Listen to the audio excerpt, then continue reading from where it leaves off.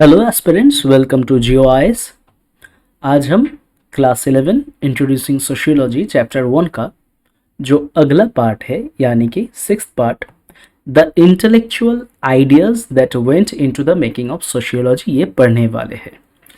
देखिए, सोशियोलॉजी का जो इमर्जेंस था, उस इमर्जेंस का बेसिकली दो पहलू थे। ठीक है, दो फैक्टर्स थे। दो फैक्टर्स अगर मैं कहूँ तो ये गलत नहीं है। क्यों गलत नहीं है? क्योंकि आपके एनसीईआरटी में ही दो फैक्टर दिखाए गए हैं। एक है इंटेलेक्चुअल आइडियाज और दूसरा है मैटेरियलिस्टिक फैक्टर्स। ओके, अगर हम इसको डिवाइड करेंगे तो हमें बहुत कुछ मिल सकता है। जैसे इंटेलेक्चुअल आइडियाज़ को अगर हम डिवाइड करेंगे, तोड़ने की कोशिश करेंगे, तो वहाँ से हम लोगों को रेनेसा मिल सकता है, एनलाइटनमेंट मिल सकता है, यूनिवर्सिटी रेवोल्यूशन मिल सकता है, इटीसी। और जो मटेरियलिस्टिक फैक्टर है उसको हम डिवाइड करेंगे तो हमें कमर्शियल इंडस्ट्रियलाइजेशन मिल सकता है। ठीक है, साइंस, टेक्नोलॉजी, टूल्स, वो सब मिल सकता है। तो हम लोग ये कह सकते हैं कि ब्रॉड एस्पेक्ट में सोशियोलॉजी का जो इमर्जेंस था, उसका जो फैक्टर था, उसको हम दो हिस्सों में बांटा गया है। उसको हम दो हिस्से में बांट सकते हैं। वो है एक इंटेलेक्चुअल आइडियाज़। अभी ये सिक्स्थ पार्ट में हम लोग इंटेलेक्चुअल आइडियाज़ पढ़ेंगे।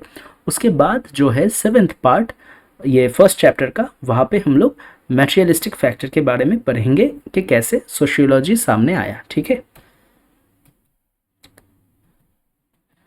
influenced by scientific theories of natural evolution and findings about pre-modern societies made by early travelers, colonial administrators, sociologists and social anthropologists sought to categorize societies into types and distinguish stages in social development। देखिए, sociology कहाँ से आया?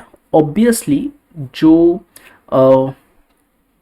उसे हम कहते हैं ना, उसे कहा जाता है आइडिया। ठीक है, इमर्जिंग आइडिया। वो emerging idea obviously natural science से ही आया था। इसीलिए हम लोगों ने पहला का जो मतलब कि पार्ट है जो मैंने पढ़ाया, वहाँ पे भी मैंने डिस्कस किया था कि ये जो चीज़ है कि हम सोशियोलॉजी जो है सोशल साइंस, उसको नेचुरलिस्टिक साइंस के तरीके से देखने की कोशिश कर रहे हैं या फिर दिखाने की कोशिश कर रहे हैं।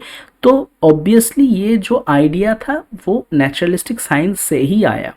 नेचुरलिस्टिक साइंस मतलब कि ये जो नेचुरल साइंस था, वो नेचुरल साइंस में क्या था? साइंटिफिक थ्योरी तब आ रहा था सामने, तब एक थ्योरी सामने आया था, वो है एवोल्यूशन थ्योरी। ठीक है, आपको शायद पता होगा, आप लोगों ने ऑब्वियसली डार्विन का नाम सुना होगा। उन्होंने एवोल्यूशन के बारे में कहा था। उन्होंने और भी दूसरे बहुत सारे इम्पोर्टेंट मतलब कि बायोलॉजिकली इम्पोर्टेंट के बायोलॉजिकली इम्पोर्टेंट मीन्स, ये हम लोग सोशियोलॉजी में बाद में पढ़ेंगे कि how nature is related to society, how biology is related to society. तो ये हम कह सकते हैं कि डार्विन ने जो भी कहा था वो बाद में सोशियोलॉजी के लिए इम्पोर्टेंट बना, एक फाउंडेशन स्टोन बना। ठीक है, तो यहाँ पे हम लोगों ने क्या जाना कि जो पहले के जो ट्रैवलर्स थे, जो बहुत जगह पे घूम फिर रहे कॉलोनियल एडमिनिस्ट्रेटर्स थे, वहाँ उनके साथ, उनके माध्यम से जो भी इंफॉर्मेशन मिला, उस हिसाब से सोशियोलॉजिस्ट एंड सोशल एंथ्रोपोलॉजिस्ट ने सोसाइटी का एक मतलब कि सोसाइटी के टाइप दिखाने की कोशिश किया। अब ये हम लोग किसी एक चीज़ का टाइप दिखाने की कोशिश क्यों करते या फिर डिफरेंशिएट करने की कोशिश क्यों करते कि ये था हंटर्स एंड गैदरर्स सोसाइटी, उसके बाद आया पेस्टरल सोसाइटी। मतलब कि मैं दिखाने की कोशिश कर रहा हूँ कि तभी का जो सोसाइटी था वो अलग था, उसके बाद जो सोसाइटी था वो अलग था। देखिए, जितने भी ऐसे टाइप्स हमारे सामने आएंगे, या फिर कह सकते हैं कि डिस्टिंग्विशिंग स्टेजेस, कोई भी स्टेज इतना ज़्यादा इम्पोर्टेंट नहीं था सोशियोलॉजी के लिए जितना है इंडस्ट्रियल सोसाइटी। ठीक है, मॉडर्न सोसाइटी, इंडस्ट्रियल सोसाइटी, ये सोशियोलॉजी के लिए बहुत ही ज़्यादा इम्पोर्टेंट है। ये हम लोग पढ़ेंगे। हम लोगों का तो ये चल रहा है अभी द इंटेलेक्चुअल आइडियाज़। जब हम जस्ट सेकेंड पार्ट में ही मटेरियलिस्टिक आइडियाज़ में जाएंगे, वहाँ पे हम लोग पढ़ेंगे कि इंडस्ट्रियल सोसाइटी सोशियोलॉजी के लिए इतना ज़्यादा इम्पोर्टेंट क्यों है। तो अभी हम लोगों को क्या पता चला कि just like science, natural science, उनका जो नेचुरल एवोल्यूशन है उससे प्रेरित होके, उससे इन्फ्लुएंस्ड होके ट्रैवलर्स, कॉलोनियल एडमिनिस्ट्रेटर्स, उनके द्वारा प्राप्त इंफॉर्मेशन से सोशियोलॉजिस्ट एंड सोशल एंथ्रोपोलॉजिस्ट ने सोसाइटी का मतलब कि बहुत सारे तरीके से सोसाइटी का स्टेज को डिवाइड किया। ओके, और ये है डिस्टिंग्विशिंग स्टेज कि एक स्टेज दूसरे स्टेज से अलग है। ठीक है, such an evolutionary vision assumed that the West was necessarily the most advanced and civilized। तो तभी से ये चीज़ उनमें आ गया था कि द वेस्ट इज़ बेस्ट, कि वेस्ट है तो ये एडवांस्ड है।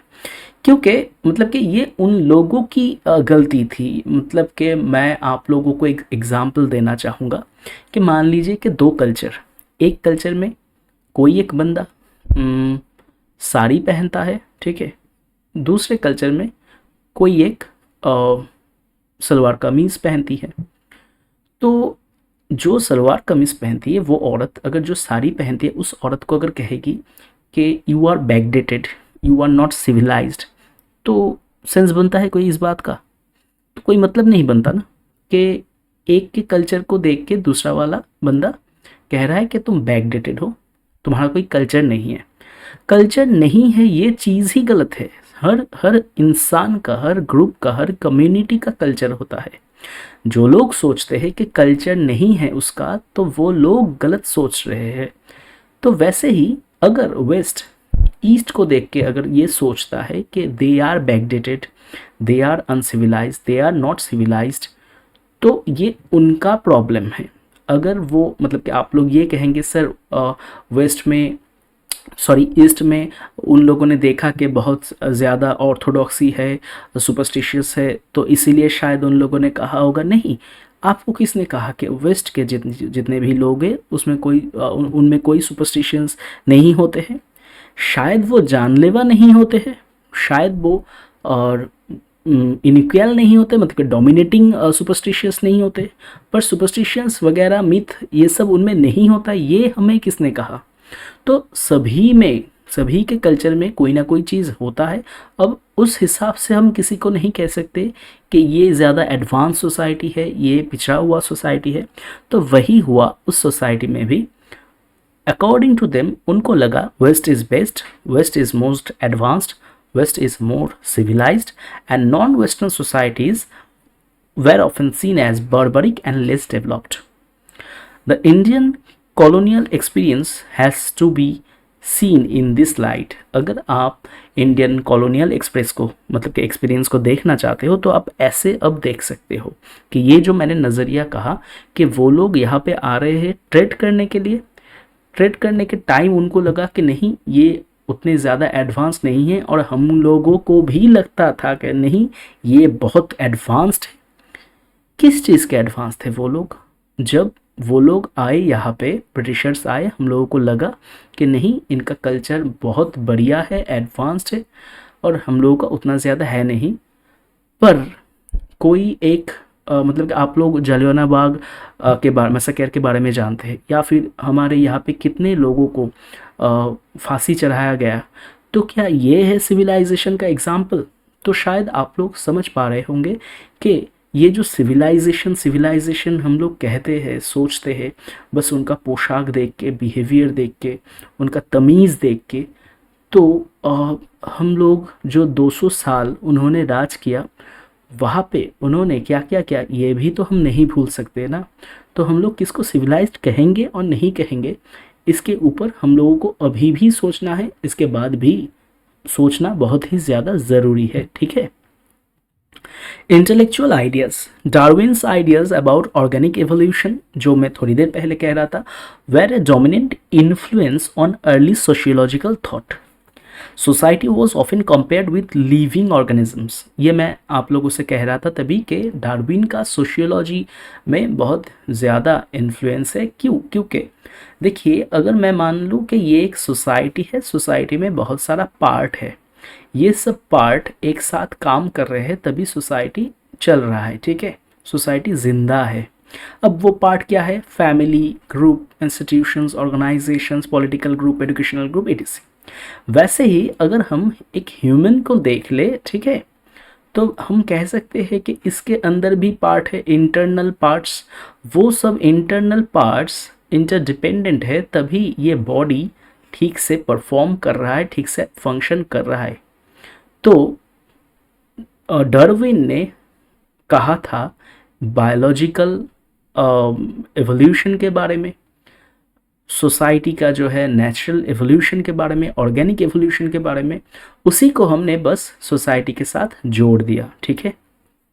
Society was often compared with living organisms and efforts were made to trace its growth through stages comparable to those of organic life।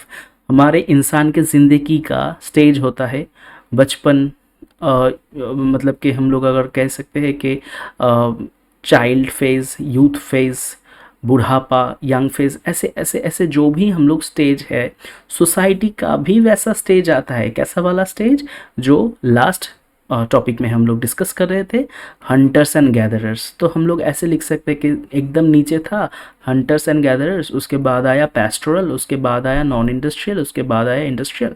ये एक एक थिंकर ने एक एक तरीके से अपना स्टेज बनाया। तो जैसे हम लोगों का होता है बचपन, यौवन, बुढ़ापा, ऐसे वैसे ही सोसाइटी का भी ऐसा होता है। तो इसी तरह ऑर्गेनिक मतलब कि लिविंग ऑर्गेनिज्म के साथ सोसाइटी का जो है सिमिलरिटी वो दिखाया गया। This way of looking at society as a system of parts, जो मैं कह रहा था कि बहुत सारा पार्ट बन मिला के एक सिस्टम बनता है। Each part playing a given function, her part का एक स्पेसिफिक रोल है और वो वही रोल फंक्शन कर रहा है, तभी वो सोसाइटी टिका हुआ है। Influence the study of social institutions like the family or the school, the structures such as stratification।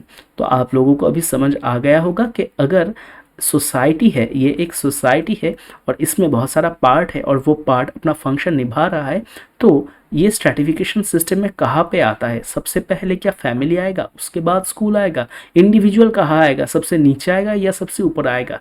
तो आप लोग समझ सकते हैं कि ऑर्गेनिक एवोल्यूशन के द्वारा ही हम लोगों को सोसाइटी को भी ऐसे देखने का एक मौका मिला। जैसे इंसान का ये पूरा बॉडी है, इसमें सबसे ऊपर रहता है हम लोगों का दिमाग, एकदम नीचे पैर। वैसे अगर ये सोसाइटी होगा तो सोसाइटी में सबसे ऊपर क्या होगा, सबसे नीचे क्या होगा, उसके ऊपर क्या होगा, यही थिंकिंग है, ठीक है। The intellectual ideas that went into the making of sociology have a direct bearing on how sociology studies empirical reality। आप लोगों को मैंने पहले भी empirical का मतलब समझाया था। तो बात यही है कि सोशियोलॉजी के साथ, सोशियोलॉजी कैसे सोसाइटी को एम्पिरिकली स्टडी करता है, उसके साथ इंटेलेक्चुअल आइडिया जुड़ा हुआ है, ठीक है। अभी हम लोग जो चीज़ के बारे में बात करेंगे वो है the enlightenment. Okay, the enlightenment and European intellectual movement of the late 17th and 18th centuries emphasized reason and individualism. देखिए कौन दो चीज़ के ऊपर एम्फसाइजेशन किया गया, रीजन के ऊपर, इंडिविजुअलिज्म के ऊपर। अब आप लोगों को जो मतलब पता है, रीजन का मतलब है कारण और इंडिविजुअलिज्म का मतलब व्यक्तित्ववाद, ठीक है। अब रीज़न का मतलब रीज़न का जो सिग्निफिकेंस है वो यही है कि पहले ना हर एक चीज़ का रीज़न मतलब कि रैशनैलिटी ढूंढा नहीं जाता था। तो ये वक्त आया, हम लोगों को ये वक्त लग गया कि 17th and 18th सेंचुरी, तब वहाँ के टाइम से हम लोगों को जो भी कहा जाता था कि धर्म में ऐसा कहा है, ऐसा तुमको करना चाहिए, तब हमने सवाल पूछना शुरू किया या फिर ढूंढना शुरू किया कि क्यों, किस लिए। आप लोगों को मैं वो एग्जांपल दे सकता हूँ गैलीलियो एंड कोपरनिकस का, कि सूरज बीच में रहता है, पृथ्वी उसको प्रदक्षिण करता है, या फिर पृथ्वी बीच में रहता है, सूरज उसको प्रदक्षिण करता है, ठीक है। आप लोगों को ये किस्सा याद ही होगा। तो सवाल हम लोगों ने पूछा, हम लोगों ने ढूंढा, तभी ना जाके हम लोगों को आंसर मिला। तो बात यही है, और उसके साथ सोसाइटी बड़ा है, यह गया रीज़न, और उसके साथ सोसाइटी बड़ा है या इंडिविजुअल बड़े हैं, ठीक है। सोसाइटी के लिए इंडिविजुअल है या इंडिविजुअल के लिए सोसाइटी है, ये चीज़ हमारे दिमाग में आया। तो हम लोगों को लगा कि नहीं, इंडिविजुअल बड़े हैं, ये जो सोसाइटी है ये एक सिस्टम है, इसको हम बनाने के लिए अपना पूरा जीवन दे दे तो इंडिविजुअल कहा जाएगा। उसका मतलब कि वो क्या करना चाहता है, वो कैसे जीना चाहता है, वो चीज़। तो इसीलिए ये इंडिविजुअलिज्म एंड रीजन ये एनलाइटनमेंट के थ्रू हम लोगों के सामने आया और तभी से सोशियोलॉजी इमर्ज हुआ, ठीक है।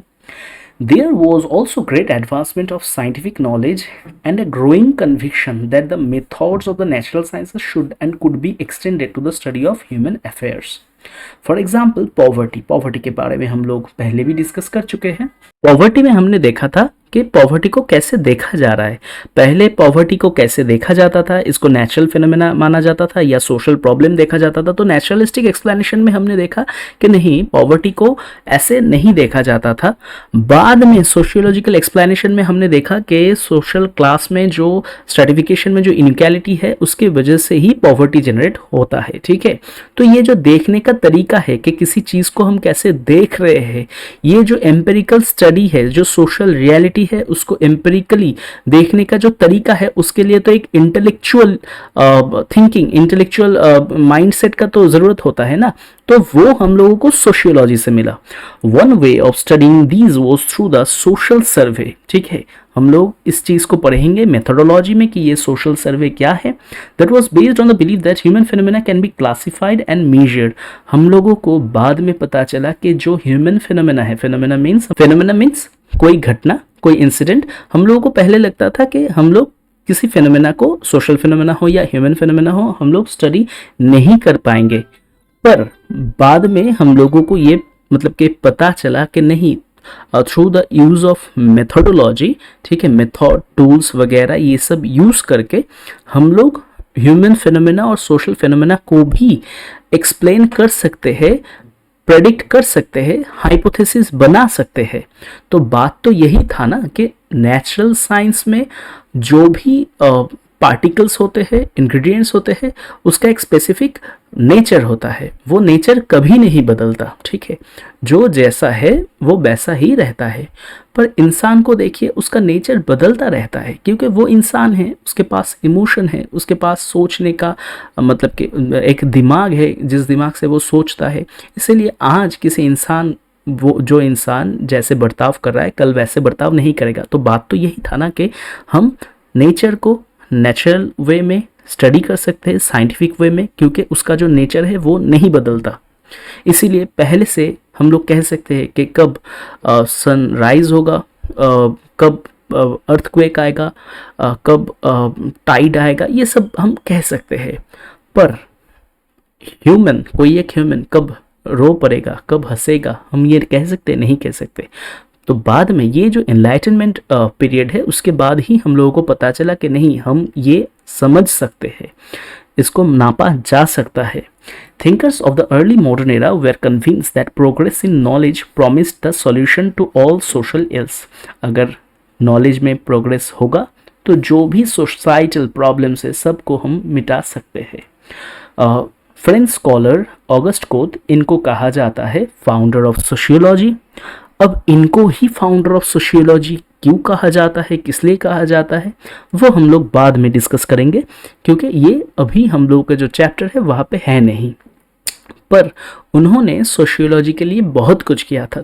तो क्या दूसरे जो लोग थे जिनके नाम हम पढ़ते, जैसे मान लीजिए कि ऑगस्ट कोत के जो गुरु थे, उनका उन्होंने भी मतलब कि सोशियोलॉजी के लिए बहुत कुछ किया था।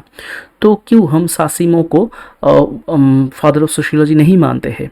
जैसे मान लीजिए कि मार्क्स का जो गुरु थे वो हेगल, तो हम क्यों हेगल को सोशियोलॉजी के जो फादर, सोशियोलॉजी के फादर के हिसाब से नहीं मानते? तो वेबर, मार्क्स, इन सब को नहीं मानते, सिर्फ ऑगस्ट कोत को क्यों मानते, ये अलग बात है। पर ऑगस्ट कोत वो थे, मतलब कि वो है फाउंडर ऑफ सोशियोलॉजी। ओके, तो यहीं पे हम लोगों का ख़त्म हो गया intellectual factors that contributed to the emergence of sociology. अब अगले क्लास में हम लोग पढ़ेंगे the material issues that went into the making of sociology. तो मैंने पहले ही कहा था, एक था इंटेलेक्चुअल, एक था मटेरियल। तो इंटेलेक्चुअल हम लोगों का ख़त्म हो गया, अब हम लोग मटेरियल पढ़ेंगे। ओके, आज के लिए इतना ही। Thank you.